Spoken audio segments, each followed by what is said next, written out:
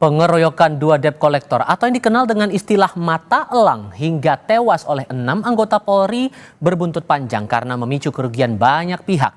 Lalu bagaimana seharusnya aktivitas debt kolektor ini berjalan tanpa harus menimbulkan cekcok hingga berujung kematian? Kami diskusikan ini bersama staf ahli Kapolri Profesor Hermawan Sulistyo dan psikolog forensik Reza Indragiri. Selamat sore semuanya dengan Tifal, apa kabar? Ya, selamat sore. Terima kasih semua sudah bergabung bersama kami. 6 anggota Polri terlibat pengeroyokan 2 debt kolektor hingga berujung tewas, Prof. Kiki. Menurut Anda ini semata-mata pemicunya karena motor yang ditarik debt kolektor ini punyanya polisi atau ada faktor lain? Enggak, begini ya. Kasus begini kan setiap hari ada kejadian seperti ini. Nah, jadi ada problem kultural, sosial kultural, ada problem hukum. Kalau dari segi hukum sebetulnya mudah.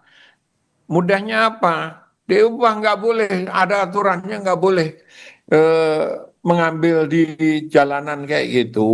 Itu sudah ada aturannya. Lalu tinggal pemilik motor itu dengan operator bekerja sama dengan bank yang memberikan itu dikunci aja lewat rekening banknya, rekening bank di peminjam ini, di pengguna ini. Nah, itu lebih aman, lebih gampang dan nggak menimbulkan keributan. Tapi problem yang ini seringkali ditolak karena ini nyangkut mata pencarian. Matel-matel itu kan yang dikenal biasanya stereotip dari etnik tertentu gitu. Nah, itu merupakan mata pencarian. Ini sulitnya di situ. Padahal kalau dari segi hukum itu. Nah, kalau dari segi sosial ini lebih repot karena apa?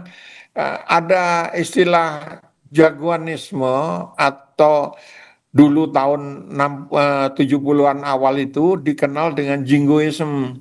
Jingoism adalah yang melandasi preman-preman di jalanan itu bahwa gue lebih jago dari lu gitu. Terus lu mau jual, gue borong, nggak gue beli, gue borong. Baik. Kalau kemudian melihat profil 6 pelaku ini yang sama-sama anggota Polri, yang Anda lihat, Prof. Kiki, secara profilnya anggota yang terbilang bermasalah atau enggak nih? Ya pastilah, kan saya selalu bilang anggota di level bawah itu sulit sekali. Mereka kalau baru pendidikannya hanya 7 bulan. Apa yang bisa didapatkan dari 7 bulan pendidikan? Dan diajarkan itu pertama-tama adalah kewenangan. Kamu berwenang. Sehingga mereka lupa di batch-nya yang dicantolin di kantongnya itu tidak ada yang menyangkut kewenangan. Kewenangan itu kan menangkap, memeriksa, menahan. Nah, yang ada adalah pelayanan karena di belakangnya itu tertulis sangat jelas di badge logam itu melindungi dan melayani. Nah, ini pendidikan harus menekankan itu, jangan menekankan pelayanan, menekankan kewenangan. Sehingga udah jelas ini bisa kena etik ya, Pak? Nah, iya, udah pasti itu, udah pasti. Kita lihat aja sidang pengadilannya nanti. Pak Reza, begini juga, kalau kita lihat posisi dari debt kolektor ini ibarat katakan ya kayak dua sisi mata uang begitu. Satu sisi ada fungsinya bagi perusahaan leasing bisa menagih utang, operasional bisa berjalan normal. Tapi di sisi lain ini jadi musuh buat para kreditor. Fakta ini jadi hal yang sebetulnya lumrah kalau berkaca dari kasus ini? Ya, dalam situasi ketika peraturan atau norma itu tidak tersedia secara memadai, maka memang riskan untuk kemudian memunculkan adanya sensasi deindividuasi atau anomi, bahwa perilaku tidak terkendali, kemudian seolah bisa berbuat sekehendak hati. Tapi bagi saya, persoalan ini laksana efek brutalisasi, yaitu bagaimana sebuah tindak pelanggaran hukum berlanjut dengan tindakan pelanggaran hukum berikutnya, namun dengan bobot yang lebih luas, berlanjut lagi dengan tindakan pelanggaran hukum berikutnya dengan skala yang lebih masif. Nah, dengan tingkat brutalitas yang semakin lama semakin mendaki itu, maka sudah barang tentu penanganannya harus sifatnya multisektor, multidisiplin, agar memastikan bahwa tidak hanya tudingan itu terarah kepada salah satu pihak saja, tapi seluruh pihak terkait akhirnya juga harus dimintai pertanggungjawabannya. Dan melihat pelakunya adalah polisi juga, sehingga asumsi bahwa seharusnya anggota polisi bisa bertindak dengan lebih bijak dengan ada kewenangan itu seperti yang Prof. Kiki bilang, selama itu sesuai prosedur, itu tidak tergambar di sini ya? Vigilante macam itu yang sangat saya sesalkan. Semestinya kita harus berani berasumsi bahwa otoritas penegakan hukum, para personil betul-betul menjadi sosok tentang bagaimana penegakan hukum itu berlangsung. Tetapi ini yang saya khawatirkan merupakan pelanggaran hukum kedua yang tadi saya cerita tentang efek brutalisasi. Bahwa alih-alih meredakan atau menghentikan pelanggaran hukum pertama yang terindikasi dilakukan oleh debt collector, justru pelanggaran oleh debt collector itu ditangani dengan cara pelanggaran hukum yang sekali lagi sayangnya dilakukan oleh personil penegakan hukum.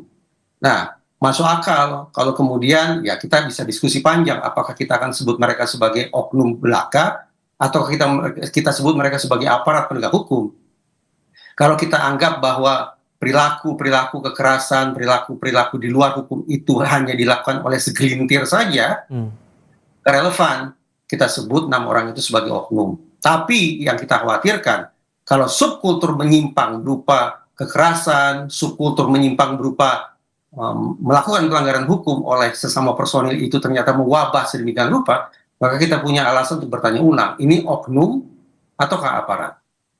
Oke. Prof. Kiki, soal jasa debt collector ini sebetulnya secara regulasi, aturan yang ada nggak sih detail SOP, standar tindakan yang mengatur kerja-kerja mereka ini? Saya nggak tahu ya, saya bukan ahli hukum, tapi yang terjadi adalah yaitu tadi, kalau dari perspektif premanisme mereka kan merasa kuat karena mereka itu polisi, mereka aparat, mereka ini. Tetapi debt collector yang lain dan aparat untuk dan orang-orang untuk menghadapi debt collector seperti itu kan di mana-mana ada. Ini fenomena yang sangat umum sekali. Setiap hari kejadian gitu loh. Dan itu dari perspektif pemberi jasa ini kan masa pencarian secara kolektif itu. Nah, aturan apapun bagi saya akan tampak pasti dilanggar oleh siapapun, apakah itu oknum atau orang biasa gitu. Dan ini situasi ini sebetulnya mencerminkan apa yang terjadi di bawah puncak dari gunung es tentang situasi ekonomi yang memburuk. Ya. Sehingga Anda merasa bahwa apapun aturannya, selama debt collector cara mainnya seperti ini, ya kasus semacam ini akan berulang terus, begitu? Iya, pasti itu, pasti orang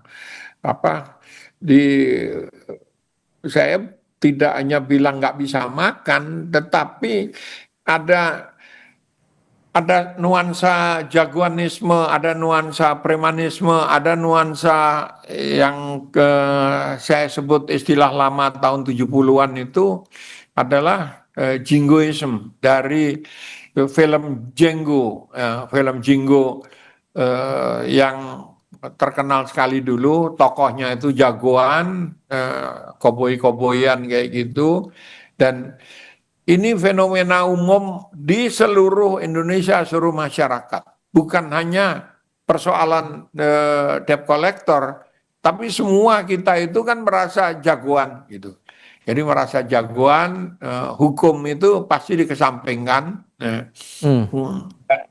Itu yang dalam istilah sekarang bilang, lu jual, gua borong gitu. Oke, ini kan kasus yang ada di Kalibata kan sampai berujung pembakaran. Tapi kalau kemudian harus menunggu laporan, apakah nggak salah prosedur ya Pak? Gimana baiknya ini? Karena kan kerugiannya masif ini.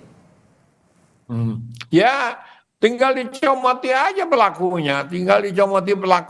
Apakah mereka bekerja sama sejak awal untuk menghadapi menghadapi debt collector, atau mereka secara spontan lagi kumpul-kumpul terus ada kasus ngumpul, itu kan akan menentukan derajat kesalahan yang mereka lakukan.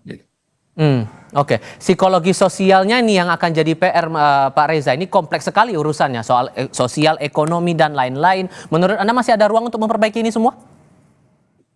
Sayangnya nih, betapapun seragam itu ditanggalkan, pangkat disimpan, tetap saja teman-teman di kepolisian itu sebagai manusia terkunci dalam sebuah bias, yaitu manakala mereka berada di satu tempat lebih dari satu orang, maka dikhawatirkan akan muncul jiwa korsa menyimpang. Mereka merasa memiliki identitas yang sama, memiliki status yang sama, bahkan seolah-olah memiliki persoalan atau kesulitan hidup yang sama, dan memandang dunia dengan cara yang kurang lebih sama, bahwa kita akan terhindar dari resiko, kita akan mampu lolos dari pertanggungjawaban etik maupun pidana, sesama kolega akan melindungi kita, dan cara-cara berpikir yang sesat atau bias semacam itu akan terus-menerus meruyang. Karena itu, terus terang, bagi saya, kalau masalah ini ingin diselesaikan secara tuntas, menyeluruh, objektif, dan transparan, maka langkah yang diambil oleh pihak kepolisian sudah sangat jitu, bahwa justru penindakan pertama kali dilakukan terhadap 6 orang personil yang melakukan pengeroyokan itu. Dengan melakukan penindakan secara internal semacam itu, akan terbangun moral, akan terbangun spirit bahwa teman-teman di kepolisian tidak punya beban untuk kemudian menindak pihak-pihak eksternal yang juga harus bertanggung jawab dalam peristiwa ini. Bukan berarti saya mengatakan inilah kesempatan bagi polisi untuk menggunakan penegakan hukum semata, bukan seperti itu. Karena saya sepakat dengan apa yang disampaikan oleh Profesor Kiki, di samping penegakan etik, di samping penegakan hukum, pendekatan-pendekatan yang lebih sosiologis kemasyarakatan tentu tidak bisa dimuskilkan sama sekali. Oke, nah soal peristiwa pembakarannya ini, Prof. Kiki, terakhir untuk Anda. Karena ada kesan bahwa ini polisi tampaknya cukup berhati-hati, meskipun kemudian ada yang bilang bahwa dalam peristiwa ini ada upaya provokasi dan yang lain-lain yang memicu akhirnya pembakaran. Warga yang tidak terlibat urusan soal yang debt collector ini pun jadi korbannya di sini. Anda merasa begitu juga? Dalam kasus seperti ini selalu instan sifatnya, nggak ada perencanaan lama dihadapi, dibunuh, itu jarang sekali terjadi. Biasanya temannya ribut, ikut ribut, lalu tersinggung egonya, ikut ribut, digebuki rame-rame. Itu wajar dalam tanda petik ya. Ada solidaritas seperti itu. Kebetulan yang diambil ini kan polisi. Bisa terjadi orang biasa. Dan yang orang biasa itu tidak terdeteksi. Banyak sekali kasus begini. Gitu. Kalau untuk pembakarannya gimana? Terkesan hati-hatikah menurut Anda? Karena ada pandangan seperti itu di publik. Ini kan warung-warung yang gampang dibakar nih. Begitu kejadian seperti itu, ya apa aja dirusak, dihancurin, dibakar, gitu. Nah, saya kok tidak melihat ada proses lama direncanakan untuk membakar semuanya gitu. Enggak. Nah, mungkin karena efek perlawanan dari debt collector itu, dia lihat itu barang sudah di depan matanya, kalau diambil dia akan dapat cuan. Sehingga pengusutannya menurut Anda harus bagaimana untuk konteks pembakaran itu tadi? Ya, dihukum pelakunya dihukum dulu supaya tidak terjadi seperti ini. Tapi apakah ada insinuasi dari pihak debt collectornya harus dihitung juga gitu. Mungkin melakukan provokasi, menyerang duluan atau bagaimana itu harus dihitung. Oke, Prof. Kiki, Pak Reza, terima kasih banyak sudah berbagi pandangan bersama kami kali ini. Selamat sore semuanya.